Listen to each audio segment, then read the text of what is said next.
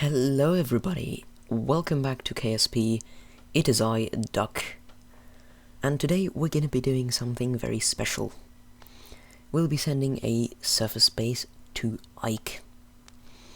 Now this is the 4th episode in my series, and I did do some space station expansion before and after this base, but I will have all the expansion in a video released after this base, because having something in front or behind would, having episodes in front of and behind the base would be kind of weird. And I am also I was kind of lazy, and I am out of time and need something to put out, so I hope you enjoy this episode, because I was too lazy to edit an episode about the expansions together earlier, so I'm kind of out of time, so I'm doing this right now on the day it's gonna be released. 1832 right now for me, so yay. Now, after getting to orbit on a fairly stupid but also regular ascent, I am doing my first maneuver. This maneuver is for, of course, interplanetary transfer to Duna. Now, I do have a big boy engine, I think it's the Rhino, on this upper stage, because I did need something powerful enough for this big payload, because that's a whole surface base. I know I could have done other things, but this made the most sense to me at the moment, so yay. Now, this isn't horribly efficient, so I will need to be slightly more efficient with my maneuvers, rather than just throwing out Delta V. But yeah. Now, because this base is horribly asymmetrically attached, the thrust will also be asymmetrical, which is a problem for me. But somehow past me solved that, and it's been a while since I recorded this, so yeah, I have a lot of stuff recorded in advance. Now, I'm not kidding, screwed around with this maneuver node for multiple minutes, so much that I just decided to just fade it out. As you saw, here I am transferring some fuel for some reason, I don't know. Now, transferring fuel can be useful sometimes if you have some in reserve and need more for your, maneuver stage, whatever you're trying to do. In this case, I don't know what I was trying to do, but it got the job done, so I'm not complaining. Now, after this, I am in fact doing a maneuver. At some point there, I try to see the sun, for some reason. Yay, smart me. Now, when getting to Duna, it's actually pretty simple, isn't it? It's probably one of the first planets one goes to after exploring all around Kerbin. Because, it's close to Mars, it feels so familiar, besides, of course, Kerbin being Earth, you know. Now, here I do the maneuver kind of weird. I don't know why I throttle up so carefully, but I did, so yeah, great job. Now the maneuver's done, and I, for some reason, focus my SAS on that. Okay, I then need to get closer to Ike, because as I said in one of my other episodes, I will try to get an Ike encounter instantly instead of just circularizing around Duna before that. Which is kind of smart, going for Ike instantly, you know? Here I then do something with the fuel. I don't know why I turned that off, especially because cross-feed isn't active for the separator, but that's just me being me, so yeah. Don't be surprised if I act slightly or extremely stupid at any point in time. Now here I do some more maneuver plotting, getting myself closer and closer to Ike, because, yeah, anyone that has watched any amount of Matt Lown or knows enough about KSP, or just spaceflight in general, will know that the closer you are to the body, the better. Which is why I'm getting very close. Now, more simple maneuvers, I do something with the thrust limiter, so I don't accidentally overshoot, because this is quite a powerful engine, and getting it accurate with this one on this small of a maneuver is always difficult. Now, what is this surface space for? Is something I haven't talked about because I, for some reason, did not record the time lapse. I swear I'm gonna get better someday. Not today. Now, it's basically a surface base. It's supposed to trap these poor 3 Kerbals on Ike's surface forever. Yes, I'm basically not going to touch them ever again after this video. Which is that is kind of what you do with most crafts, isn't it? Well, too bad. Now, here I, for some reason, open up that inventory. I'm not sure what I'm trying to do here. It's been a while, again. But it is time to do the maneuver if I would only time warp towards it. And yes, that is something I'm trying to do. Delete this parachute. Now, I don't know why, but I am not aware of a feature to delete or just, make these cargo things disappear, which would be quite useful. If, for example, your inventory is clogged up by these useless parachutes that I'm never gonna need, because I'm not on Duna, not on Kerbin, not on Eve, not on Jewel, on nowhere, not even Leif, nowhere where there's an atmosphere, nowhere where I would need that. So why can't I just jettison it into the emptiness of space? Now here I've skipped a bunch of time warp, which, yes, time warping does take a while, which is something I hope they do better in KSP2, because waiting that forever is kind of annoying, considering the distances and the time you have to time warp sometimes, especially if you're going somewhere like Jewel, Elu, Moho. If you're going far in or far out, it always takes a few minutes of just sitting there and waiting to time warp. So yeah, definitely devs do better, please. I swear to God, this will reduce the length of recordings and the amount of minutes I have to cut out by so much. Because it really just takes a while of just sitting there. Of course I have my music and I have my phone here, hey Google, to just do stuff with. But at some points it can get boring, or no, it will get boring. That's not a can, that's a will.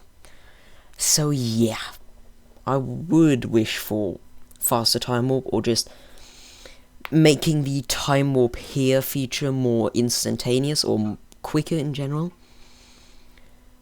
So it's not really necessary to have fast manual time warp, because that would be quite difficult to control, but automatic time warp would be a good candidate for faster time warping, or maybe even instantaneous, because I would love that, wouldn't I? Now here I'm just, making a maneuver, and I did go into the negatives on my periapsis, if I see that right. Yep. Now here I warp forward to try and not stay up for too long, because waiting all that out would be quite annoying. Now here I, for some reason, transfer all this fuel, which takes me a while to do, because transferring fuel isn't aggressively fast for some reason. Yeah. Now, I don't know why I transferred this fuel, probably because I wanted my sky crane to work. Here I forgot to stop that. Yeah, always remember to stop this. And there we go, there's the transferring fuel not working again. That happens sometimes, which is very unfortunate. But, well, shit happens. So, here I am, for some reason, just, yeah, you can kind of transfer it out quickly, but not in. And I don't know why I transfer that out again, just don't ask me, I may be slightly stupid sometimes. And then I transfer it over there, like, I am seriously contemplating my intelligence sometimes. Now here I try to slow down for my descent until I ran out. So I do this. I then... yeah, I don't have any more fuel in that, so... time to use my sky crane, my wonderful. So then I activate these, accidentally have it set to max, and whoop. Now, then I tried doing this, which kind of didn't work. I really should have planned this better, shouldn't I? I then tried to do it manually, and kind of screwed it up. And then, there we go. I kind of got it ready, but for some reason then it just didn't do what it was supposed to do. And then it just sped up, actually, which is even worse if you think about it. And then that happened, and then that happened, and then I didn't get to control it, which in the end led to something very horrible known as my Kerbals smashing into the ground at multiple 100 meters a second. That tends to happen. I'm not very proud of it, but then again, I am not proud of a lot of things I achieve in space. And these engines did not do as well as I thought they would. Even though I had them on full throttle, for some reason I did not really slow down that much. Well, that's a skill issue on my part, and boom. Very sad. Now then I considered reverting, but remembering that I made a quick save, I loaded that, which made me have to warp in to Ike again. And here we are. Back at it again. Try number 2. Let's hope this attempt goes better than the other one, because it would be very sad if not. Now, of course, this is the attempt that goes well, because if it wasn't the one, you wouldn't be seeing this attempt. Because, let's be honest, I would not have more than one fail in here, unless this was a fail compilation. Sometimes English is complicated and difficult. Well, here I am, getting my orbit around Ike, and then I just straight up continue up. Wait, nope, I don't, because what do? I transfer fuel again. I still don't know why I didn't just get more fuel in that stage and less in the body of said base. But then again, it's me, so why are we even questioning anything? Now, as you know, the camera in KSP usually goes towards the center of mass of your craft, which means as I pump more fuel into that tank, it will move the camera towards that. Oh, I have the big urge to sneeze, but if I do now, then the recording's gonna be ruined. Oh, that's the most horrible feeling, isn't it? I'm sure you can relate.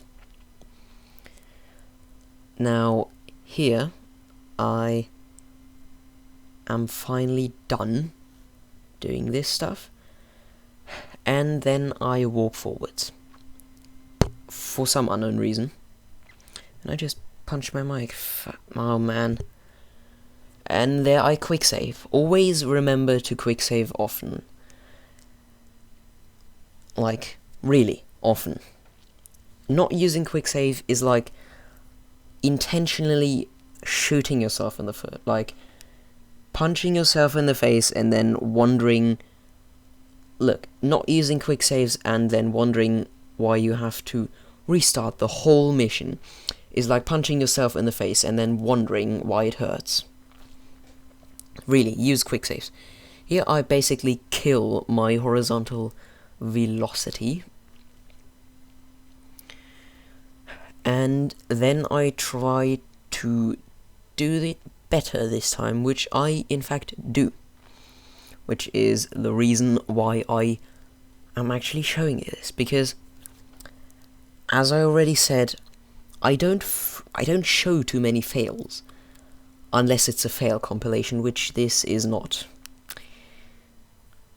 Now then, I warp down, I realize I'm still on above sea level, so I switch to above terrain, which is quite a bit higher, which is always something important to remember.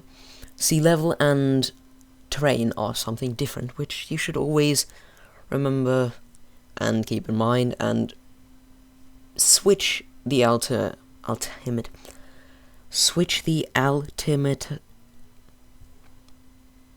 Okay, I cannot English today.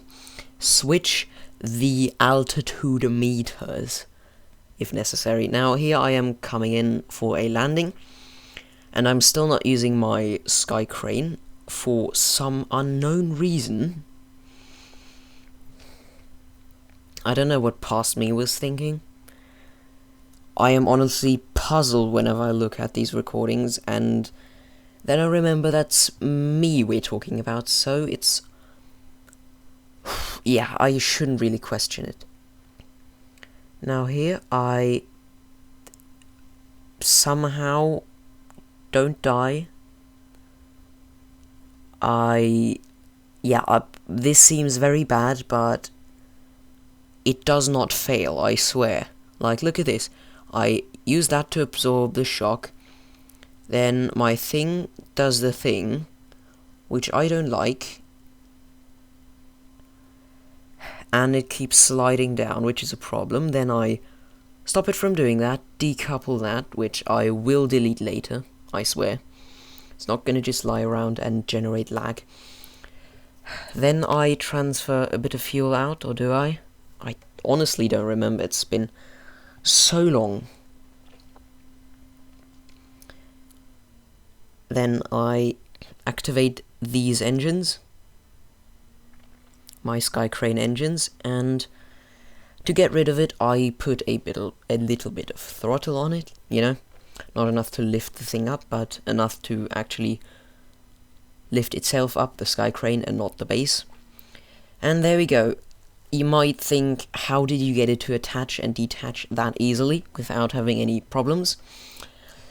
Or, you know, remaining signs of a decoupler? Well, the engine plates, of course, have the ability to turn off the shroud.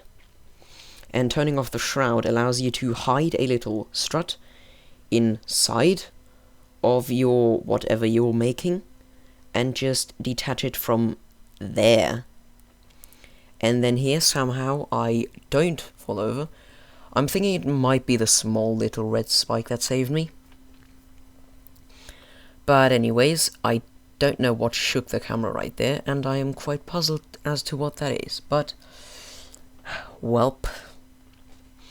Now then, here I get my good old friend out of the horrible confinement that is this space, where all three Kerbals will be spending the rest of their infinite lives. And then I did speed up this part, because even sped up, it's gonna take a while. Now then, here I tried desperately to manage placing all of this down, which, again, this could have all been solved by having a feature to, you know, remove things from your inventory. Just delete them. I mean, so many games have the ability to just delete stuff, just throw it into nirvana, just cease to care about it. And I don't know why I went down there, but I did, so yeah. Now, I then placed the rest of the experiments and the comms and the power and stuff, you know, basics. All that you'd put down there if you were trying to make a surface science collection thing.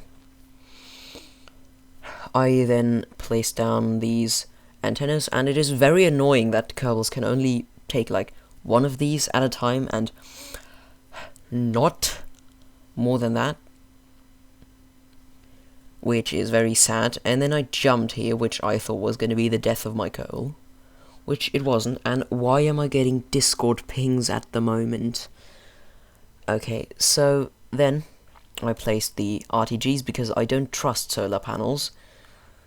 Seriously, I don't trust them. Like, you either need lots of batteries, which is not a thing with surface science, or you just use RTGs, because honestly, I don't trust temporary power sources like this. I then threw all the parachutes into this bit, and here we are at 22, almost 23 minutes into the video, when I finally set up everything. And what I do now is experiments, not the surface ones, the deployable ones, but the on-the-craft ones. Now, it does take a little while for me to do this, and I forgot to speed this up or stuff, but this is a great time to talk about KSP2 again, or JK, I'm going to talk about something else. The episode with the space station, last episode, got over 100 views, or at the time of me recording this, it's 100, but it's over 100 by the time this comes out, probably, which is a big milestone in my career to being a professional KSB stupid, which is, I thank you, that's, at the time of this recording, exactly 100 views, which is, it's an honor to have 100 people be influenced by my brain-dead KSP gameplay, and their surface colliders being weird. Wonderful. Yeah, but big thank you to all of you that watch my content, and to anyone that has made it this far in the video, big kudos, and I hope you enjoyed it. Seriously. I mean, I enjoyed making this, kind of, and I mean, why would I upload it if not for others to enjoy it too? Or get ideas, or learn stuff, because watching others do things is a pretty decent way to learn doing things yourself, So, I hope this was of some help to you. I hope this was I hope this inspired you, made you want to go to Ike and other planets and ruin the local ecosystem, if there is any. Ruin the local planets, contaminate it with your horrible experiments and craft. And let's just be honest, they cannot be more horrible than mine. And the one thing I like about Ike, the one thing that makes it so interesting to me is the fact that it and Duna are both tightly locked to each other. Which means that Duna will always stay in the same spot in the sky on Ike's, if you're on the surface of Ike. The same with our moon. Our moon is also tightly locked, like IRL, not the moon. But Duna is also tightly locked to the other one, the Ike, which means from Ike you will always see the same part of Duna in the same spot in the sky, which is the same for Duna, you know? See? It's the same side as always. Which is quite beautiful, isn't it? And then I leave you here with this beautiful shot of Duna in the sky.